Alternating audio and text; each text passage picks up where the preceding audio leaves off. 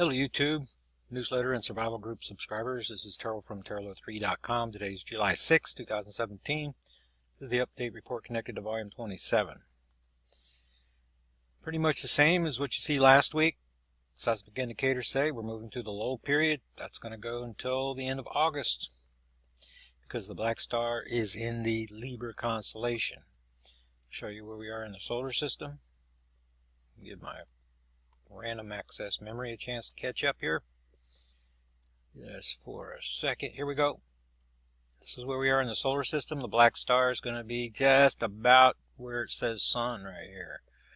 Just almost exactly where it says sun relative to the sun, between the sun and the Libra constellation.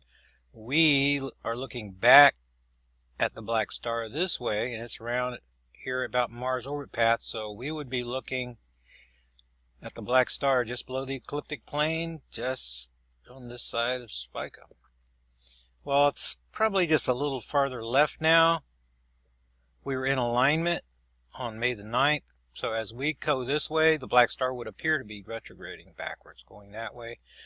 So when you go out tonight, no matter what time zone you're in, this is going to be just right before 10 o'clock, say 9:30, 10 o'clock, you go outside. You're going to see the moon and Saturn over here on the left as you're looking south from the northern hemisphere. And the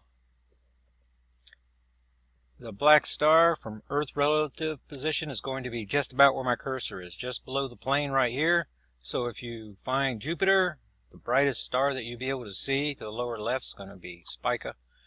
And the black star is going to be underneath the feet of Spica. Of Virgo, right about in here. So as we continue through July and August, the black star is going to be slowly creeping back this way as we're coming around the solar system. And go back over and get another shot of that solar system view right here. So that rightward movement is going to continue as long as we're moving left relative to the black star until we get around to this position. It's very slowly as we're coming around the corner. And then the minimum of earthquake activity would take place over here the last week of August. We're going to have a bounce over here in September, a lull in October. The biggest activity of the year coming in the second 2 weeks of November around Thanksgiving time. See a lot of earthquake events. Then, so the year-over-year weekly values, you can see where the sixes are right in line with what we should see. We have a sub 20 value for the 5 magnitude earthquakes already. This is half of the average for week 20 of the cycle. We're in week 27 of the year, week 20 of the orbit cycle, because we began in the middle of February. So extremely low on the 5 magnitude earthquakes, and we're almost sub 200 already with the 2.54 magnitude earthquakes. So this is going to have to bounce, and it's likely in the second 2 weeks of October going to be two sub 200 values right together. So they'll bounce up to 26, bounce back down, and drop back down, and then all these values will be at their minimum at the end of August. That's what we're expecting. Then went another week. This is week 22 without a 7 magnitude earthquake event. That could go all the way to September. It could. And a 7 could pop off any time. And we're supposed to have one every 20 days. We haven't had one in all of these weeks. 22 now. And this is what I expect to continue. Of course, one can happen any time, just like, said just a few seconds ago. But this is the pattern, this is the trend that I expect. Earth core is going to continue cooling. And as we're moving away from the black star, it's very difficult for those pressures to build. So we're real close to minimum values. This 4 for the... Notice this is every other week. We see a 3, then 0. A 4, then 1. Now a 4. It's been every other week we've been seeing moderate activity with the 6 magnitude earthquakes. We've already had 2 sub 20s in this lull period. And then I expect to see pretty much what we saw. See a pair of, let's see, near the... Expect to see a pair of teens down here at the end of August. So this will bounce back above 20, likely, and then settle in at the end of August.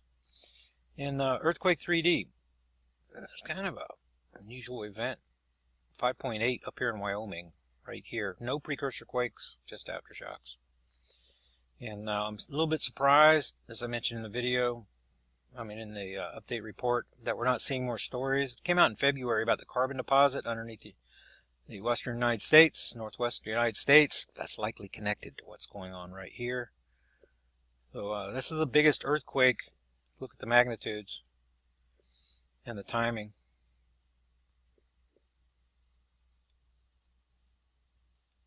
See, this just happened. All this activity just happened.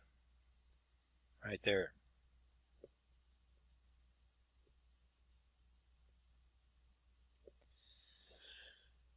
Alright, there's a little hot spot in the United States. And that's likely connected to the carbon deposit that's built up underneath the United States, about 300 kilometers deep. It's just above Earth-Mantle Transition Zone. And that formation is likely connected to the terminal end of this magma plume formation that's pushed under Cascadia. It's trying to recede back up towards the Aleutians and come back this way. That's what it's trying to do. But we had 12 deep earthquakes in the Earth-Mantle Transition Zone. That's from 7 to 14 days ago. That's what we had last week. This week, we only have 2 out here in Fiji. Nothing deep in Indonesia. Nothing deep along this corridor where we had it last week. So that's another indication. Activity is subsiding. And I keep saying it, but the end of August, the bounce won't come until September. That's what's supposed to happen, unless something unusual takes place. Get back over here. 6 new volcanic eruptions. This is and focuses on magma plume arm number 1, that area between Indonesia and up through Japan, Kamchatka. That's where you see most of the activity. You had one along magma plume arm number 2 there in Ecuador, and so Central America, no new volcanic eruptions. We had one last week in Ecuador, and I expect this to continue, this pressure, volcanic pressure, to continue shifting south. It's going to be heading, by the time we get into August, you'll see activity along the Chile-Argentine border. That's what I expect. This pressure, so this up in the northern part of South America should subside more, and then pressures go to Central and then down into Southern America. South America, that's what I expect to see. And these values, see there's 6. We had 7 last week. I expect this to be 2, 3, maybe 4 by the time we get to outside orb position in the end of August. The magnetic North Pole, we are trailing 2013 and 14. If I would have made the 2 lines, they would have been in front of us. 2015's right here in the light blue, 2016 in green. So we're ahead of the last 2 years. We're behind the 2 years before. We're just about at the average, right in the middle. But note the big jump away from this move over the last 2 weeks is the biggest that we've seen for the year. And this jump away from 2015 towards 2016 means the path is likely going to be following the average of these 2 on around. This is the area I mentioned, 280 minus 280 here. See right here, when you go back to 2000, where these lines all converge here is at our backside alignment. So that was, see, the 15th is right here, so just about on the 14th where we had the New Zealand 7.8, November the 14th. I'm wondering if we're going to see if we're going to see that kind of convergence again. So as we swing around, I'm expecting we're going to get outside of the 2016 path right over in this area right here, and then it's going to swing back inside just about right here. We're going to see. And there's areas up in here where we're lagging behind the previous year's position by 12 degrees. And that means if we're going to get back to that pattern up in this area, the magnetic North Pole has to slow down. It's just racing around here. So instead of having a 433-day cycle, historically, that's what it has been. We saw the transition, the phase shift in 2005. Black star made magnetic portal connection to our planet, 2004. And now the black star is it's another magnet, powerful magnet, and it's trying to wrestle magnetic polarity control from the sun. So with Saturn and Jupiter straddling the black star relative to the sun, that solar system harmonics part of the equation is likely the culprit of what's going on here. this has less and less of an influence as we pass behind the sun. We pass behind the sun relative to the black star in this area right here. And we reach outside orbit position in this area right here. So we'll see right now we have a 360-day cycle. It's 17 days shorter than it's been for the last 3 years. So it appears that it's really speeding up, but so there's not enough data to forecast exactly what's going to happen, but I believe that the convergence is going to be right over here, and that's going to be, it should be in the mid to third week of November when we're crossing over here. At the rate it's going now, it's going to get there way too early. So I'm expecting a slowdown right over in here where you see these weeks are closer together around in here. That's the black star. That's the magnetic North Pole slowing. It's migration velocity. So we'll see. Don't know exactly what's going to happen there, but we'll see. And hopefully we see a matchup in the seismic chart, the number of days in the seismic pattern and in the migration pattern, like the 377. We'll see what that number turns out to be moving forward. Then the top featured article this week, rather than a question, a subscriber question, this was sent in by Rebecca. She's the leader over the primary survival group program. And get more information on the survival group program, go to terralo3.com, subscribe. And then it's just $45 per year, and you'll have 6 options if you're living inside the United States. And Rebecca's option is primary option number 1 with David. I did get a phone call and an email from David. It looks like, and my prayers are being answered because he's been in my prayers a lot. He's up there in the eye of the storm trying to help people and using a lot of his own resources, and ran himself down, and now it looks like he's feeling a little bit better. I hope he's feeling a lot better here soon. But the physicist, and Rebecca sent this in, went over and looked at the information, and the lady seems pretty smart, the physicist lady. She can give a lot of good background information on the science, on transitional dwarfs particularly. She seems pretty smart about that kind of thing. Problem is, we're not dealing with the transitional dwarf. We're dealing with the collapsed binary twin to our sun. It's not a naturally forming dwarf, and it's going to behave differently than typical brown dwarf star. So this is an anomaly that we're dealing with, and to get this right, you're going to have to think outside the box. So I sent a lot more of the data, background data, for the last 6 years in that direction. Now, hopefully, I'm going to get some feedback, and I would just love to participate with them and to point out some of the things where the physicist is good, right on, and some of the places where there needs to be some tweaking based upon the historical data. They're placing their object out beyond Saturn. That's not possible. Black star making a 12-degree move left in the orbit diagram. That's where Fukushima came from, 8.8 Chile, 2010, all the way back to Sumatra. We know where the black star was. We know that it's moved an average of 12 degrees left in the orbit diagram. That's almost the speed of Saturn. We're moving around the sun. It's on an elliptical orbit path, and it's slowing inbound orbital velocity. So that's not typical of a brown dwarf star. That's typical of binary twins, stars where they have mismatched polarity. So the thing to realize, and this video opens up with criticism of others that are attacking the physicist, but that goes with the territory. Whenever you go outside the box and you're trying to explain the Nibiru, Planet X, what's coming from space, the black star, you're going to be attacked by people. That's suffering, just people suffering from normalcy bias. They think that they're helping humanity by disparaging the people making these videos, and that goes with the territory. But the other thing, if you want to be taken seriously, put your videos in the education or science and technology department. Do not list them under entertainment. When you list your video entertainment and you want, and then on the one, that means you're not being taken seriously. This is just for entertainment. And so then on the other hand, to be complaining because people are scrutinizing what you're doing, well, if it's entertainment, it doesn't matter. It shouldn't matter. So make up your mind. You want to make serious videos? If that's what you want, then put in education, science, technology, or something like that. And by all means, get it out of the entertainment section.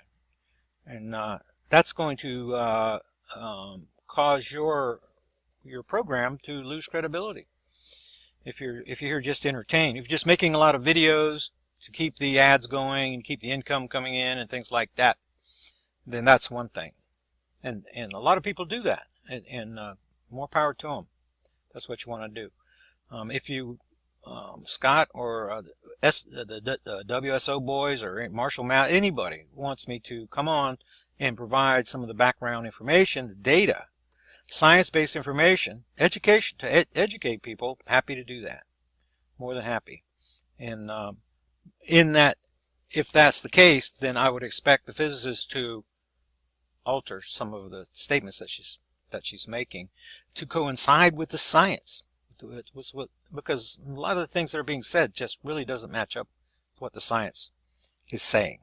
So if we could get on the same page, this physicist lady sounds real smart, like the physicist working with me on the Project Black Star information. Even they disagree with one another. They bump heads. They have different views on things, but that's good. More views gives us the ability to sit around the circle and see more of a perspective of what's going on. Everybody can't be right. There's only one truth. But the truth says what all the evidence says without creating a contradiction. We want to weed out the contradictions, and what remains is the truth. And the black star is going to be in Libra. There's no way it can be as far left as Saturn. There's no way. And Saturn moves 13 degrees left in the orbit diagram each year, calendar year. Jupiter moves 30 degrees, the black star moving average of 12, and now it's slowed down to 3 and 4 and 5 degrees. So Saturn is leaving the black star now. It's relative to the sun in natural orbit around the sun. But we're catching the black star sooner in the cycle than we are. No, it was May the 9th. We're catching it sooner and sooner relative to Saturn with each cycle. Later and later relative to Jupiter. It moves more rapidly because it's only 5 astronomical units from the sun. Then project supporters. Let me get back up here in the report.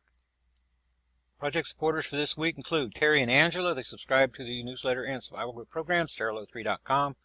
And Evelyn, Teresa, and David renewed subscriptions from previous year. Mark upgraded his $25 newsletter subscription to obtain full survival group benefits for the coming year. Tom sent a nice donation in, secured 2 autographed copies of The Mystery Explained, expected to be available this summer. And that's where a lot of my time's being spent right now, revising the 80 diagrams. And with prepositions having to go to lowercase and just a lot of, it seems like nitpicky stuff to me, but it is going to make the book better. It's also being condensed some. The best version with the most information is going to be what you have in the Dropbox folder. That's 465 pages or something. And I'm trying to get this book down to 300 and something. It's instead of 460. So we're going to lose a chapter, probably the chapter on definitions, and maybe a couple of chapters. And then I'm working through the manuscript to condense, to make the book. That was the advice of the salespeople, that it makes it more of a marketable book. More people will buy the book if it is less price. The bigger it is, the more it costs. So that's trying to make everybody happy, from the copy editors to the everybody. It's a very difficult task. I thought it would be easier than what it's turned out to be. And that, no other donations to report for this week. So when you do $50 or more, you get secure your autographed copy of The Mystery Explained, and it's going to be a great book. And make sure you send your mailing address so I can get that to you just as soon as possible. Turnaround shouldn't take too long once I get this resubmitted, and I'm working on it up to 8 hours every day, trying to get it done. Electrical storms and stuff like that we have in the springtime, knocking out the power, has caused me some problems. And so fighting through that. I'm a little run down from all the long hours of sitting at this computer. And but it's the sacrifice that we make, and it's going to help a lot of people moving forward. This is the information being shared with the physicist right here. Satellite may be falling out of orbit. I watched a little bit. BP Earthwatch's videos right here at the top. That was what was sent in. Then by Richard.